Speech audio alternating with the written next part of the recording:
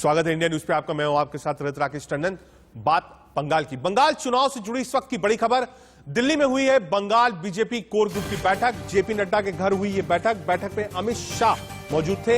In charge Kailash Vijayvargiya और शुभेंदु अधिकारी भी शामिल हुए थे।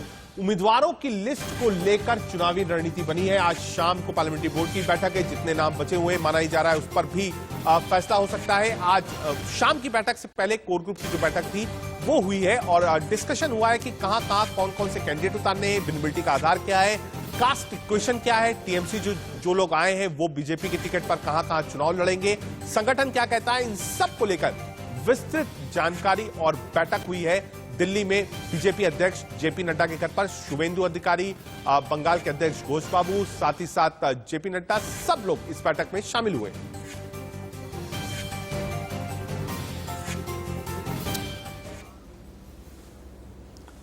नड्डा के घर पर यह बैठक हुई है। महामंथन आप कह सकते हैं चल रहा है। बंगाल प्रेस्टीज का इशू बन गया है बीजेपी के लिए। बैठक में अमित शाह भी पहुंचे थे और कैलाश विजयवर्गीय जो कि इंचार्ज हैं, पूरा आप कह सकते हैं उनके हाथ में है, वो भी थे। शुभेंदु अधिकारी भी पहुंचे थे।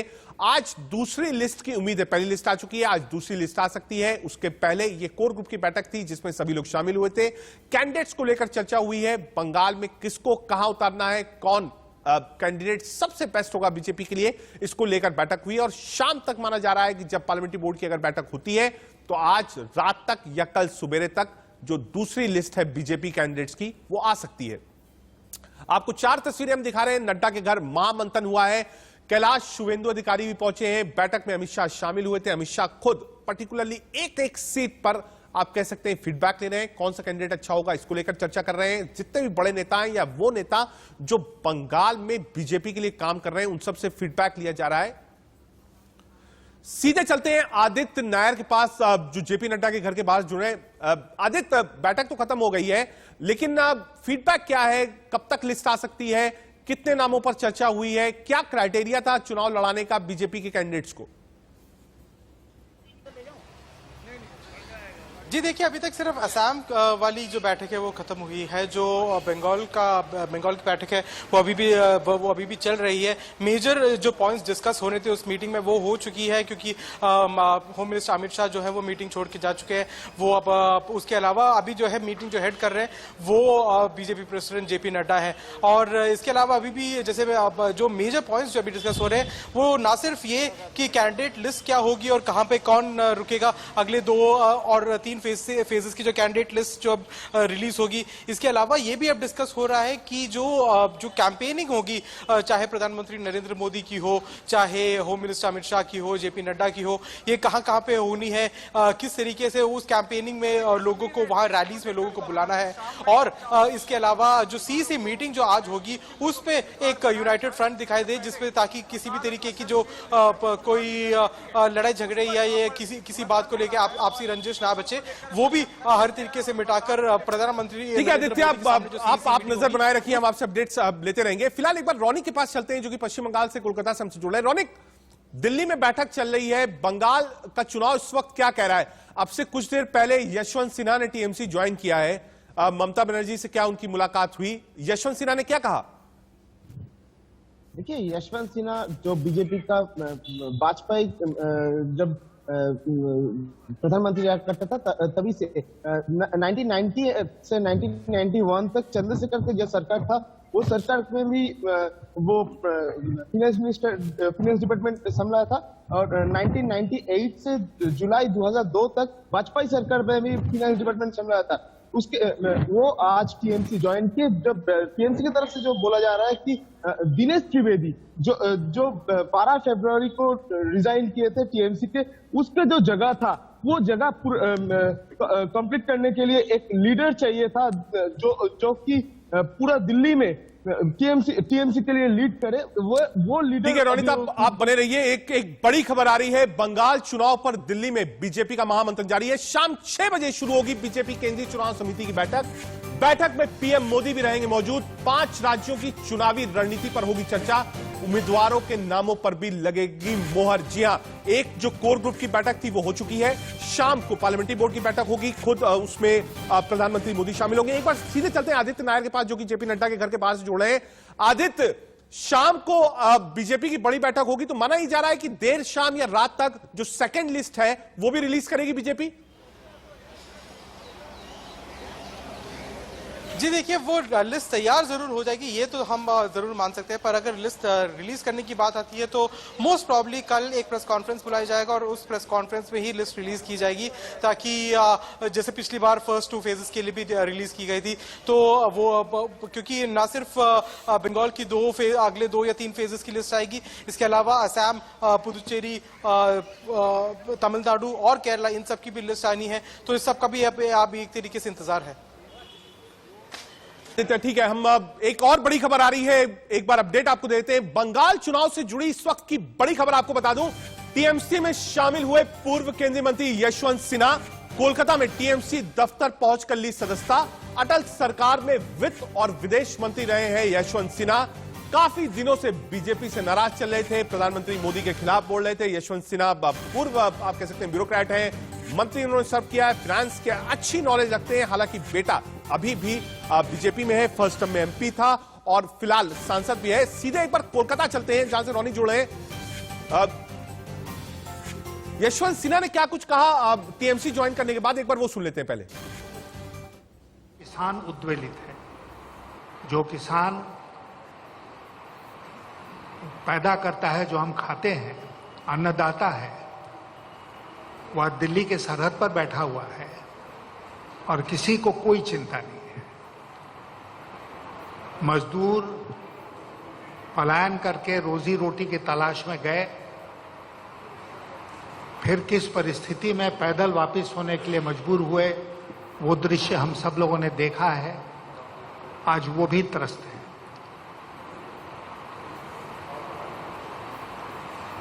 शिक्षा, स्वास्थ्य,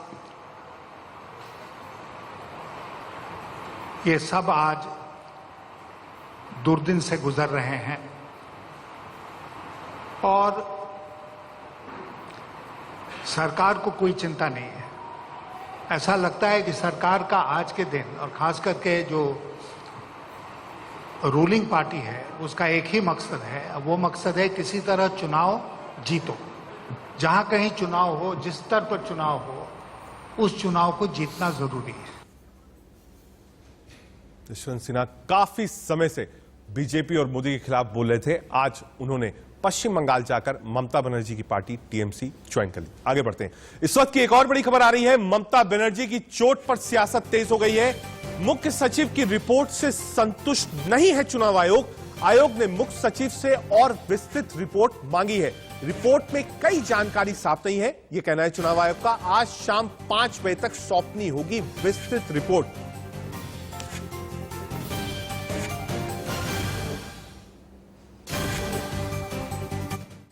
जो घायल होने का घटना घटी, उस पर उनसे बात किया हम लोग, उनसे एक निष्पक्ष जांच का मांग किया और हम उनको बताया कि पश्चिम बंगाल में जो डीजी एडीजी को हटाया गया और पश्चिम बंगाल में जैसे बीजेपी के लोग ममता जी के खिलाफ बोला और वही हुआ, इससे लोगों के मन में डर भी, शंका भी हुआ।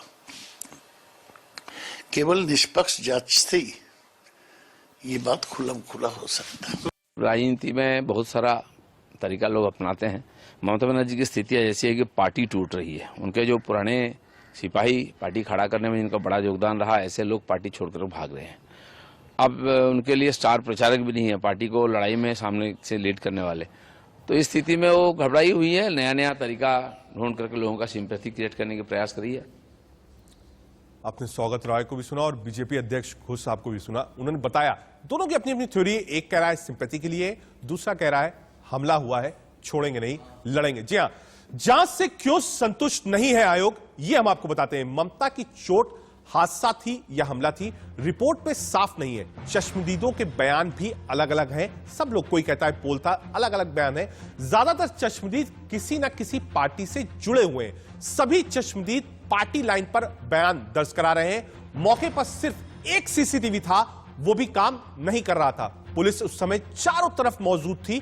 पुलिस को सीएम रुकने की सीएम जहां रुक रही थी उसकी जानकारी नहीं थी, इसीलिए अभी भी कंफ्यूजन बना हुआ है कि क्या कोई हमला हुआ या फिर कोई एक्सीडेंट हुआ। जी आगे बढ़ते हैं। ममता बनर्जी की चोट से बंगाल के सियासी समर में तपिश और बढ़ गई है। अब यह सवाल है कि क्या दीदी की बीजेपी को महंगी पड़ेगी यह सियासत, क्योंकि जब जब ममता घायल हुई है ममता का सियासी कद बढ़ा है। 16 अगस्त 1990 लालू आजम ने ममता पर किया था हमला, फायर ब्रांड नेता बनी। इसके बाद जुलाई 1993 में सीएम ज्योति बसु के सामने ममता को घसीटा गया, ममता की छवि और उभरी थी। 2006-7 में नंदीग्राम सिंगूर आंदोलन में ममता पर हमला हुआ, 2011 में सत्ता में आ गई थी। 10 मार्च 2021 नंदीग्राम में ममता बनर्जी पर कथित हमला हुआ।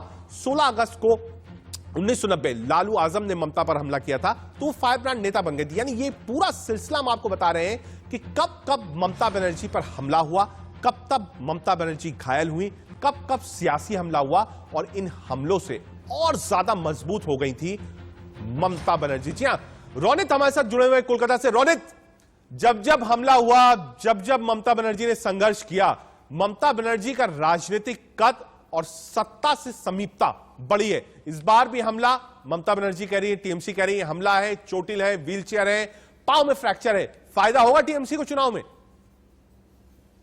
एकदम जिस तरीके से आप बोले कि जब जब ममता बनर्जी के ऊपर हमला होता है तब तब टीएमसी के लिए एक सुखबर रहता है कि ममता बनर्जी उतना स्ट्रांग होता है। अभी जो दिखा जा रहा है कि 2021 में जो घटना घटा था 10 मार्च को, अभी तक पता नहीं चल पाया कि ये हादसा घटाया गया था कि ये एक्सीडेंट था। इसीलिए आज चुनाव ने 5 बजे के अंदर पूरा रिपोर्ट मांगा है, उसके बाद ही पता चलेगा कि ये हादसा था या पूरा प्लानिंग करके किया हुआ था। मगर एक बात बता सकते हैं, ममता बनर्जी के ऊपर जो हमला हुआ है उसके फायदा टीएमसी लेगा, क्योंकि ममता बनर्जी हॉस्पिटल से बोल दिए थे कि वो व्हीलचेयर में ही प्रचार करेंगे। इसी तरह सोमवार से ममता बनर्जी फिर से अपने जो जगह है वेस्ट बंगाल में हर जगह जाएगा, व्हीलचेयर में उनका रैली होगा, व्हीलचेयर में उनका प्रचार होगा। इसी बात को बोल सकते हैं कि टीएमसी ये फायदा तो जरूर लेगा इस निर्वाचन में कि ममता बनर्जी के ऊपर जो हमला हुआ है उसमें ममता बनर्जी रुके नहीं, ममता बनर्जी चल रहे हैं, ममता बनर्जी व्हीलचेयर में भी प्रचार कर रहे हैं, ममता बनर्जी व्हीलचेयर में पूरा वेस्ट बंगाल घूमेगा। ये प्रचार का सामने रख के 2021 निर्वाचन लड़ेगा टीएमसी, ये बोल ही सकते हैं। ठीक है रोनित, बहुत शुक्रिया आपका, आपने तमाम चीज बताई और ग्राफिक्स के जरिए भी हमने आपको समझाया कि जब जब ममता लड़ी है या उन पर हमला हुआ है ममता मजबूत हुई है, लेकिन इस बार मुकाबला उन चेहरों से है जो सशक्त हैं और जो चेहरे कभी चुनाव हारना नहीं चाहते। जी हां, नंदीग्राम में मुख्यमंत्री ममता बनर्जी की चोट लगी है तो ममता बनर्जी ने साजिश का आरोप लगाया है और कहा है कि वो व्हील चेयर पर चुनाव प्रचार करेंगी। बीजेपी ने ममता के आरोपों को सहानुभूति बटोरने का तिगड़म करार दिया है। ऐसे में सवाल यह है कि ममता बनर्जी को लगी चोट टीएमसी के चुनाव प्रचार पर क्या असर डालेंगी। पहला, बीजेपी की ओर से की जा रही धुआंधार रैलियों ने क्या टीएमसी को अपनी स्ट्रैटेजी में बदलाव करने पर मजबूर कर दिया है। अब तक इतना साफ हो चुका है कि बनर्जी को लगी चोट ने पश्चिम बंगाल चुनाव की कहानी को कुछ समय के लिए एक नया मोड़ दे दिया है। हमारी इस रिपोर्ट के जरिए समझने की कोशिश करिए कि क्या ममता की चोट का असर वोट पर भी पड़ेगा। ये रिपोर्ट देखिए। आपको पैर में किसी की साजिश है दीदी, साजिश है किसी की। সঙ্গে সঙ্গে আমরা কলকাতা থেকে রওনা হই এবং তারপর থেকে ডাক্তারদের চিকিৎসাধীন আমি আছি। আমি অনুরোধ করব আমার সকলের কাছে যে সকলে শান্ত থাকুন, সংযত। चुनाव प्रचार के दौरान पश्चिम बंगाल की मुख्यमंत्री ममता बनर्जी के जख्मी होने के बाद चुनावी पंडितों के साथ साथ हर किसी के मन में सिर्फ एक ही सवाल चल रहा है, क्या ममता की चोट का असर वोट पर भी पड़ेगा। लेकिन अगर ममता बनर्जी के घायल होने के बाद उनके लिए सहानुभूति उमड़ती है तो दो पैमानों पर उसका विश्लेषण किया जा सकता है। पहला, नंदीग्राम और उसके आसपास की वो सीटें जिन पर पहले और दूसरे चरण में मतदान होना है, इनमें पूर्व मेदिनीपुर, पश्चिमी मेदिनीपुर, बांकुड़ा और पुरुलिया की सीटें शामिल हैं। खुद ममता जिस नंदीग्राम से मैदान में हैं, वहां दूसरे चरण में 1 अप्रैल को मतदान होना है। ऐसे में ना चाहते हुए भी प्लास्टर और व्हीलचेयर के साथ मैदान में उतरना ममता और उनकी पार्टी की मजबूरी है। इसकी वजह यह है कि राज्य की तमाम सीटों पर वो पार्टी की अकेली स्टार प्रचारक हैं। दूसरी ओर बीजेपी के पास प्रधानमंत्री नरेंद्र मोदी, अमित शाह और बीजेपी अध्यक्ष जेपी नड्डा से लेकर दिलीप घोष और शुभेंदु अधिकारी के साथ साथ मिथुन चक्रवर्ती जैसे नेताओं की लंबी फहरिस्त है। আমি সবাইকে বিশেষ করে আমার যারা কর্মী ভাই বোনেরা আছেন এবং সাধারণ মানুষ আছেন, এটা ঠিক যে কালকে খুব জোর আমার লেগেছিল এবং আমার হাত পায়ে চোট আছে, বোন ইনজুরি আছে, লিগামেন্টে আছে, আর কালকে আমার মাথা এবং চেস্টে খুব পেনও হয়েছে। এত বড় একটা চোট লাগার পরে আমার গাড়ি বনেটের উপরে আমি দাঁড়িয়ে নমস্কার করছিলাম, ন্যাচারালি তখন এমন জোরে চাপ আসে যে তাতে আমার পুরো গাড়িটা চেপে যায় আমার পায়ের মধ্যে। এই অবস্থায় আমার কাছে যা ওষুধ টষুধ ছিল সেগুলো খেয়ে সঙ্গে সঙ্গে আমরা কলকাতার দিকে রওনা হই এবং তারপর থেকে ডাক্তারদের চিকিৎসাধীন আমি আছি। আমি অনুরোধ করব আমার সকলের কাছে যে সকলে শান্ত থাকুন, সংযত থাকুন, ভালো থাকুন, আর এমন কিছু করবেন না যাতে মানুষের কোনো অসুবিধা হয়। আমি আশা করি 2-3 দিনের মধ্যে আমি আবার নিজের ফিল্ডে ফিরে যেতে পারবো। তবে হয়তো পায়ের প্রবলেম থাকবে, কিন্তু আমি ম্যানেজ করে নেব। जहां तक नंदीग्राम के वोटरों का सवाल है, वहां किसी ने अब तक अपनी मुट्ठी नहीं खोली है। शायद चुनाव की संभावित परिस्थितियों से बचने के लिए कोई खुलकर किसी के बारे में बात नहीं कर रहा है। 2 दिग्गजों के मैदान में उतरने से इलाके के वोटर जरा कंफ्यूज भी लग रहे हैं। इलाके में करीब 30% अल्पसंख्यक वोटर हैं और 70% हिंदू। इनमें दलितों की भी खासी आबादी है। इलाके में दोनों पार्टियां धार्मिक कार्यक्रमों और मंदिरों में पूजन दर्शन पर ज्यादा ध्यान दे रही हैं। खुद ममता ने भी बीजेपी के हिंदू कार्ड के मुकाबले खुद को ब्राह्मण की बेटी बताया और मंच से चंडी पाठ भी किया। एक भी पुलिस नहीं था। हाँ। हमारा पुलिस दीदी हाँ। दीदी 4-5 आदमी ने मैं गाड़ी का इधर में खड़ा होकर नमस्कार कर रहा था। हाँ। 4-5 आदमी ने मेरे को गाड़ी पूरा बंद कर दिया। हाँ। और पाँव हमको पूरा चौक हो गया। देखो पूरा पुल भी जा रहा है। अभी बहुत दर्द हो रहा है, अभी जोर हो। और ये कहाँ पे हुआ दीदी, एग्जैक्ट जगह पे? पब्लिक बहुत थे, पब्लिक का बात नहीं है। 4-5 जान बूझ के किया। पैर में?